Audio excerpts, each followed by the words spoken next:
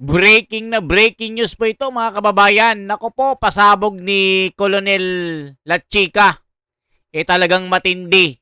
Kinakatakutan po ng mga buhaya. Dito po, talagang pag sumabog ang balitang ito, itong mga revelasyon ni Colonel Lachica, baka si Marcoleta makalaya. Pakinggan po natin ang pasabog ng AFP. Bakit ayaw nilang ipatawag? Bakit si Lachica kinakatakutan ng mga bendalo? Tignan nyo po mga kababayan na tila may sasabit ba? Ito po. Una sa lahat, no, nirerespeto po ng Sandatahang Lakas ng Pilipinas yung jurisdiction ng ombudsman sa and right of course to due process. Nirerespeto ng Sandatahang Lakas ng Pilipinas ang jurisdiksyon ng Office of the Ombudsman at ang karapatan sa due process ng mga iniimbestigahan. Dahil dito, tinapos na ng AFP ang sarili nitong inquiry kaugnay ng mga aligasyon laban kay dating BPSPG Commander Colonel Raymond Lachica. Ipinaliwanag ng AFP na hindi na nito itutuloy ang sariling inquiry dahil meron ng hiwalay na proseso sa ombudsman. So with this, yung inquiry regarding dito sa allegations that is purported sa kanya, ni-recommend natin to for termination and conclusion to avoid itong duplication of functions. Ayan mga kababayan. Naku po, AFP handang iharap si Col Lachica sakaling ipatawag sa impeachment trial. Naku po mga kababayan. Bakit tila natatakot itong mga congressman, itong mga bendalo? Lalong-lalo na itong grupo ni Benny Abante. So dito mga kababayan, pati sila Luistro, takot na takot. Hindi natatakot? Aba, totoo. Ba't ayaw nila Abante na ipatawag si Lachica? Anong meron? So dito mga kababayan, nagkakaroon po ng mga agam-agam na baka may masabi si Lachica dito na hindi nila magustuhan. So dito mga kababayan, talagang ang taong bayan gustong-gusto na ipatawag nila si Lachica. Pero ang prosecution mga kababayan, tila ayaw po nilang ipatawag. Bakit kaya? Maski ang AFP mga kababayan, itinigil ang sariling pag-iimbestiga. Bakit kaya? Tungkol po dito sa investigation ng Confi ni Sara, ang mga ginigisa po nila yung mga testigo na gumagawa lang po ng kanilang job description. Gaya po ni Gina Acosta, binastos ni Raffy Tulfo. Yung isang lalaki mga kababayan na testigo rin sa prosecution, binastos din ni Raffy Tuplok. Kaya dito mga kababayan, kung gusto nilang malaman ng katotohanan, si Lachica yung susi. So dito po, nako, baka ito na ang paglaya ni Marcoleta. Ano ang nangyari mga kababayan? Tila si Marcoleta ay lalaya. Totoo kaya? Bakit si Jinggoy? Anong nangyari sa kanya? Ito po mga kababayan ko. Pakinggan po natin. Bakit nagkagulo? Bakit si Jinggoy itinakbo sa ospital? Anong nangyari sa kanya? At ano din ang kalagayan ni Marcoleta? Ito po. Ito po si Jinggoy mga kababayan. Isinasakay po dyan sa emergency. Yung tinatawag na ambulansya. Ang sabi po sa balita, si Jinggoy ay biglang natumba sa CR at pumutok ang kanyang tuhod. Mga kababayan, ayun, Estrada's knees snaps inside QC jail, rush to hospital. Ayan mga kababayan. Itinakbo po si Jinggoy. Ayan mga kababayan, punong-puno na ng balbas. Talagang may sakit din kasi ito mga kababayan.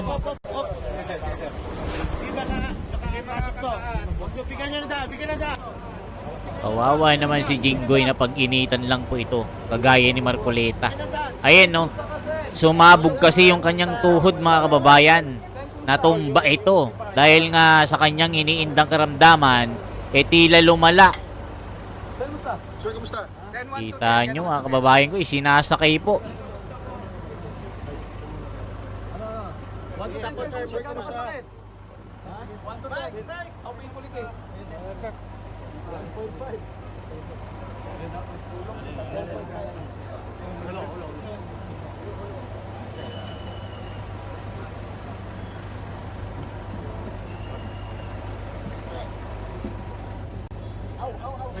Ayan, si Jinggoy mga kababayan. Talagang matindi po ito. Ayan o, iniinda niya. Masakit talaga mga kababayan. Pumutok daw yung kanyang tuhod. Ba kasakit yung naramdaman po ni Senator Jinggoy? Well, that should be very painful. No? Napunit niya yung tinatawag na meniscus. So that is a structure sa tuhod. Napunit niya yun while he was attempting to stand. So that should be very painful. Stand from bed? No, standing from a seated position. Okay. Yeah. So sir, is it true na nadulas ba siya o hindi totoo yun? No. He was going to get up. So sometimes, just the act of standing up, basta mali ang position ng tuhod, you can actually squeeze ang tinatawag na meniscus between the knees. And if you're unlucky, mapupunit talaga siya. How bad it is, no? So, we saw that it was a complete tear in what is known as, they would call it the root of the meniscus. So it's a pretty bad tear. Kasi pag napunit yung meniscus at that point, it's as if you have no meniscus at all. Ayan mga kababayan, yung tuhod talaga pumutok daw. So anong sinasabi ng komento? Pag nanalo si Sara sa 2028, makakalakad na ng diretso yan. Nako, mga tangalista. Bigyan ng confidential funds yan. Sure, gagaling yan. Nako, mga tangalista nagko-comment. We hope not another tactic. Pag kaming mahihirap po ang ganyan sa pilitan, ganyan din kaya ang treatment. Nako, mga tangalista. Napaka-importanteng tao ang ini-interview ng media. Wala na bang iba? Nako po, mga kababayan ko, ito yung sinasabi natin. Matindi po ito. Matindi umalma si BP sa subjudice. Nako po, mga kababayan ko. May pasabog si Sara dito. O ano bang balita na sinasabi? Ronald Lamas, react to Senator. Ito mga kababayan, matindi ito. Pakinggan po natin itong galing-galingan na dilawan na kunwari political analyst.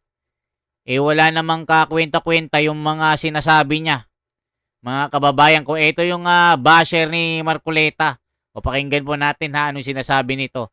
Binabash po niya si Robin Padilla. Bakit kaya? Ito po. Inyong naging reaksyon nung napanood nyo na pag-usapan na rin natin sa inyong yung inyong naging reaksyon nung napanood nyo, nadinig nyo yun. He never failed to amaze me, no? Ikaw, natutuwa ka ba sa kanya? No? Dito? Akala ko may limits eh. Akala ko may limits eh. Wala talagang limits. No? Talagang hindi pa niya naabot yung kasukdulan ng kanyang galing, no? Ng kanyang talino. Ito kasing si Llamas mga kababayan, ito yung mortal na basher ni Marcoleta. So ngayon, naiinggit naman kay Robin Padilla. Kasi nga, sinupalpal itong si Bam Aquino na galing-galingan, suplak. Yung sinasabi ni Robin Padilla sa mga alyases, pati yung tiyuhin niya na binira nung panahon ni tatay ni Junior, hanggang ngayon mga kababayan, hindi nila alam kung sino ang bumira.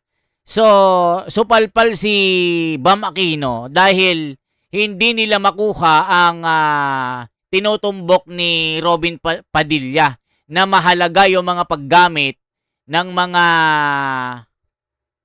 alam yun, yung tinatawag na alias. Maski itong si Benigno, na mortal na kaaway ng mga Marcos na pinabira at pinatumba sa airport, may ginamit na alias para makauwi ng Pilipinas.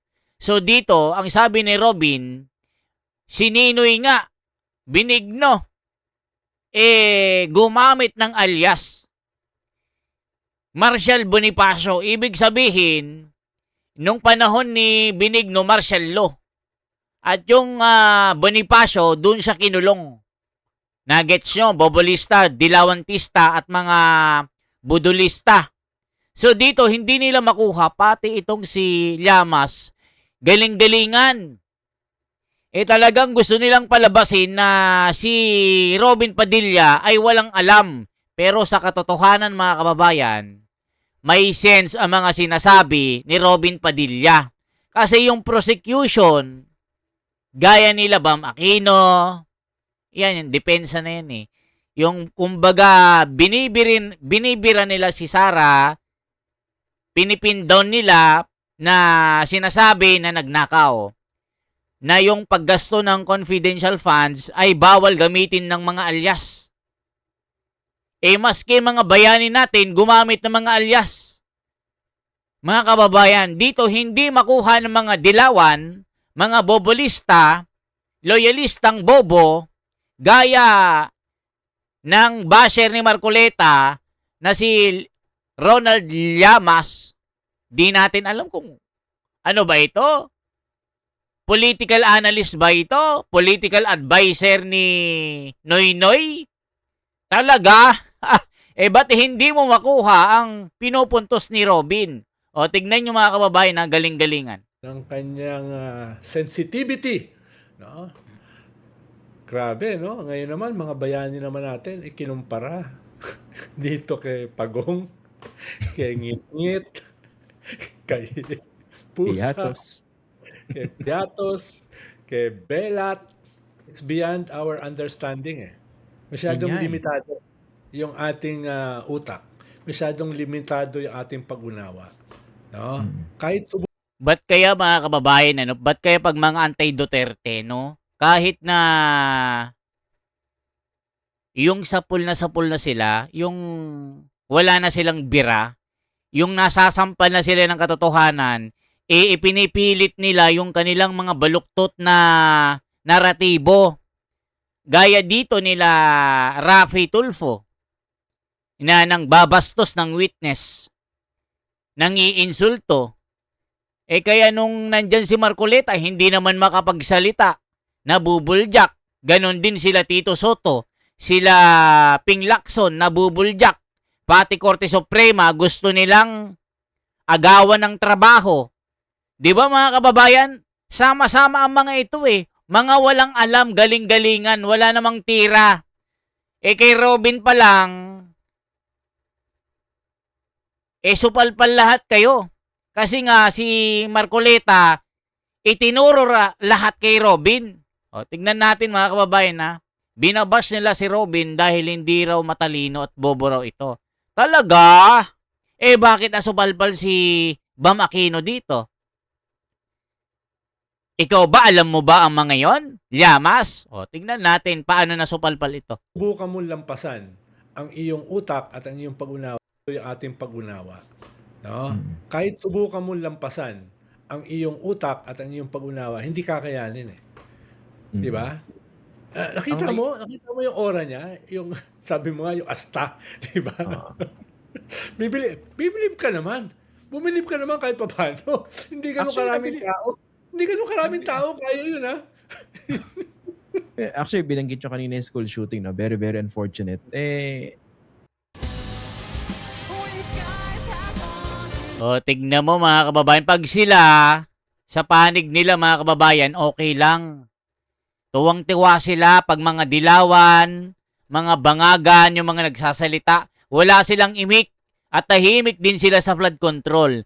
Pero dito, kay Sara, aba, ang tatalino naman ito pag puro Duterte usapan no? Pati itong si Secretary Sani Angara, kung meron daw confidential fund, baka naiwasan ito. I mean, gaano pa ba kakitid na pag-iisip ang kailangan nating gamitin para gusto mo ipagtanggol yung Vice Presidente at i-justify yung pagwaldas paggamit ng confidential fund, gagamitin mo pa yung school shooting no? Kung meron daw confidential fund, baka naiwasan yun or something. Grabe namang lohika yun. Di ba? Tindi, di ba? Aba, bakit hindi? Di ba, mga kababayan? Bakit hindi? Di dapat walang mga nangyari, walang mga shooting-shooting. Kung ginawan nila ng paraan niya, naghigpit sila. Yung mga intel ni itong sinasabi mo na taga-education na wala namang alam. Hindi kasi gumagamit ng sentido common. Kung meron siyang confi, Eh di dapat naiwasan yung mga school shooting. Mga bobo pala kayo eh. Ginigigil yung taong bayan na. level.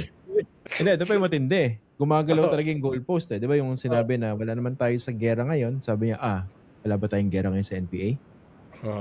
I mean, paano ka makikipag-argue sa ganon? I mean, nung pinapanood ko yung exchange kanina, sabi ko, baka mas madali pa makipag-debate sa toddler eh. Eh bakit wala ba? Eh sinasabi natin mga kababayan, bakit? Wala bang sinasabi dyan? Hindi ba pakikipaglaban yan sa mga terorista? Wala bang present danger? Hindi ba relevance yung sinasabi ni Robin? Diyan kayo mali. Diyan kayo nagkakamali. Kasi yung toddler kahit paano predictable eh. Pero pag ang kadebate mo si Robin Hood Padilla, hindi mo na kung saan pupunta yung usapan eh. Tignan nyo mga kababayan, nilalait-lait nila si Robin. Nakakala mo sila lang ang merong talino na pinanghahawakan. Eh si Robin, para sa amin na milyong-milyong mga sumusuporta kay Senador Marcoleta, si Robin ay napakaraming talino na hawak. Mga talento na pinagkaloob ng Diyos sa langit. Parang si Marcoleta matalino. Pero pagka ikaw ay baluktot ang isipan mo, lagi mong sinasamba si Junior, mga dilawan, mga tangalista, bobolista, kung kayo nagsasama, kayong tinatawag na puro kulto. Mga kulto kayo. Diba? Tignan mo, yan yung sinasabi ng komento eh. Ang problema, limited ka eh. Nakataling kamay mo kasi siya senator judge eh. Oo. Kita mo yung mukha ni Divina Gracia? Hindi na talaga, napapangiti na lang siya. Binabara-bara pa siya, di ba? Siya pa yung binabara-bara, di ba? Ayaw pa salitain. Tapos tinanong pa, pwede ba yun? Actually nga, napansin ko parang na-mansplain pa itong si Attorney Divina Gracia eh. Di ba? Parang alam ko lahat ng sinasabi ko, hindi mo naintindihan yan. Parang ganun, di ba?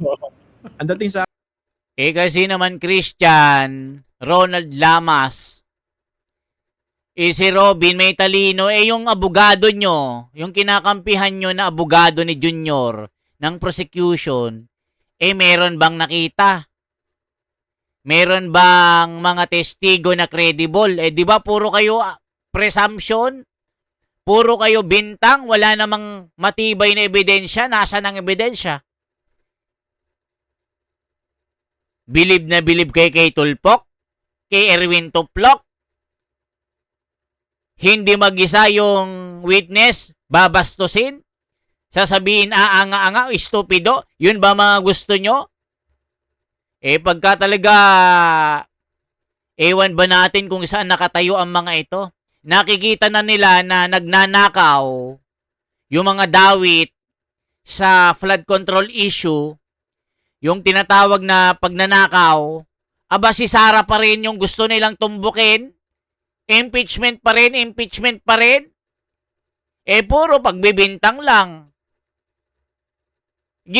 Ginagamit mo lang or ginagawa nyo lang pampalipas oras kahit hindi na pinapanood ng tao. Magkano ang isang araw na ginagasto dyan? 25 million each day ba, mga kababayan? O sa 19 days, ilang milyon na yan? Mag-1 billion na yata. Di ba mga kababayan? Nako po, yari ng Pilipinas. Sa akin, he was mansplaining eh. So yun. So parang mamamangha na lang yung isang nanonood. Parang mamamangha ka na lang eh. Wow, this is happening right before my eyes. Parang ano ba ako? Am I one of the chosen few? To see this in my lifetime? Someone like him? Embarrassing himself on national TV. And not realizing it. Sinasabi nila mga kababayan, bawat buka daw ng bibig niya ay violation. Aba, sa inyo violation. Kasi nga, puro kay Sara, lustay. Pero sa amin na nagtitiwala sa katarungan at katotohanan na kinakalimutan nyo ang flood control issue, hindi kami mananahimik. Balang araw, malalaman nyo, ilang taon na lang ang pag-upo ng amo nyo. 2 taon na lang, 1 taon at kalahati na lang. Baka bukas si Sara na yung Pangulo, baka umiyak kayo.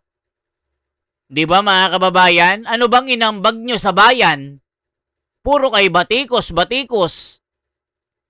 Ang flood control, tahi-tahimik nyo. Di ba mga kababayan? Si Marcolita, binabanatan nyo. Binabatikos nyo yung Iglesia ni Cristo dahil sa rally na ginawa.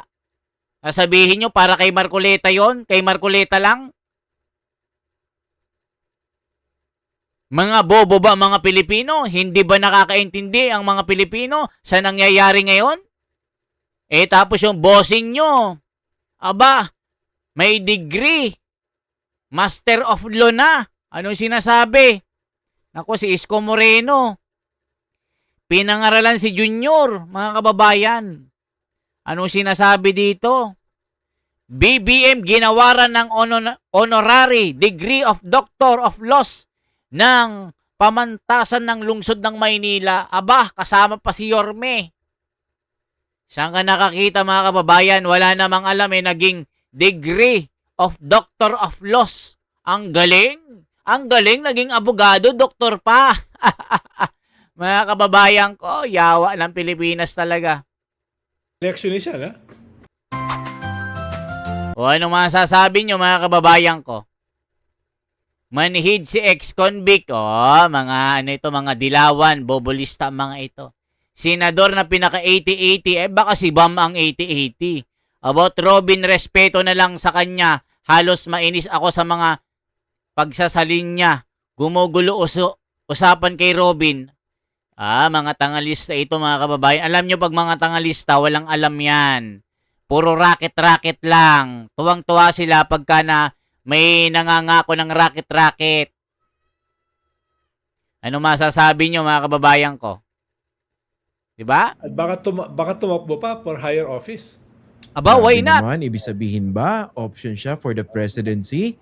Aba, why not? Hindi ba pwede?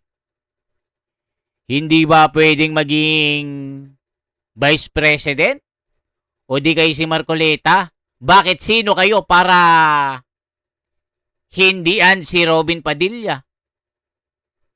Di ba mga kababayan? Baka manalo pa yan. Bakit? Mapipigil nyo pa ba kami? Kung sakali tatakbo si Robin, iboto namin siya, landslide? O kaya si Marcoleta? O ano kayo ngayon? Di umiyak kayo? Nag-iiyakan kayo ngayon pa lang Kung makonvict si Vice President Sara Duterte, grabe naman kayo. Bakit hindi? Sa tingin nyo, mako-convict si Sara?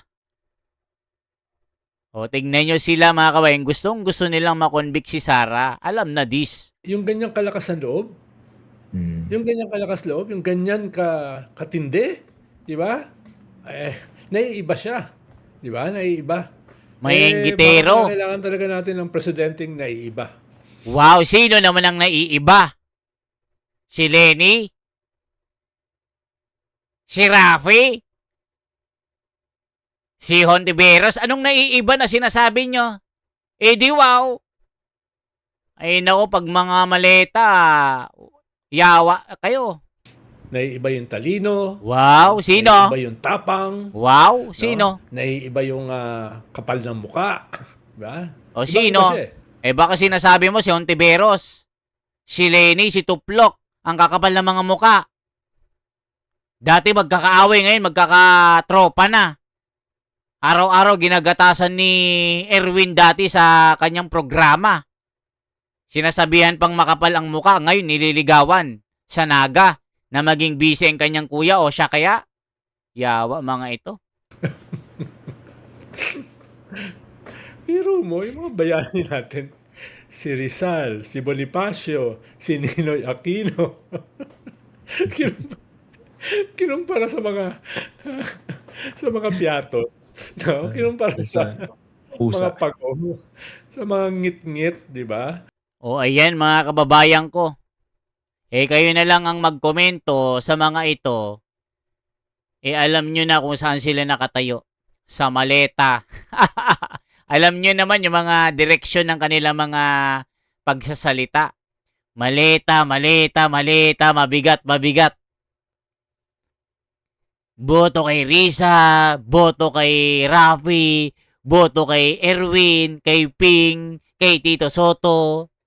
Alam nyo na ang mga ito, mga kababayan. Alam nyo na. Alam nyo na kung ano yung direction nila. Pero pagka flood control issue, lagi silang sa Davao. Laging impeachment. Tuwang-tuwa sila nung nakulong si Marcoleta. Di ba mga kababayan? Comment kayo. Kaya kayo nasusupalpal ni Marcoleta at ni Robin dahil mababaw ang mga utak nyo. Ganyan kayo mag-isip. Pero pagka flood control issue ang pinag-uusapan, ayaw nyong itapik. Hindi kami bobo, hindi kami magpapabudol sa inyo. Hindi kami nabubudol ng paraket-raket nyo. Yung bigyan lang kayo ng 20 pesos sa bigas, tuwang-tuwa na kayo kahit panaginip lang ito, kahit palutang-lutang na racket, binubulsa nyo yung racket, hindi kami kagaya nyo. Hindi kami magpapabudol. Ganyan kayo. O mga tangalista mag-comment, bobolista. Kami sa katwiran at kabanalan at sa katotohanan, ang ipinaglalaban ni Marcoleta, ipinaglalaban ng buong bayan, buong Pilipinas, buong mundo ng mga Pilipino. Diba mga kababayan? Comment. Mga kababayan ko, mabuhay po. Kaya sila chika, pagka nandyan na sa Senado, ayaw niyang ipatawag. Tignan natin kung ano yung mga pasabog niya. Okay po? I-like at i-share ang video ito. Salamat po.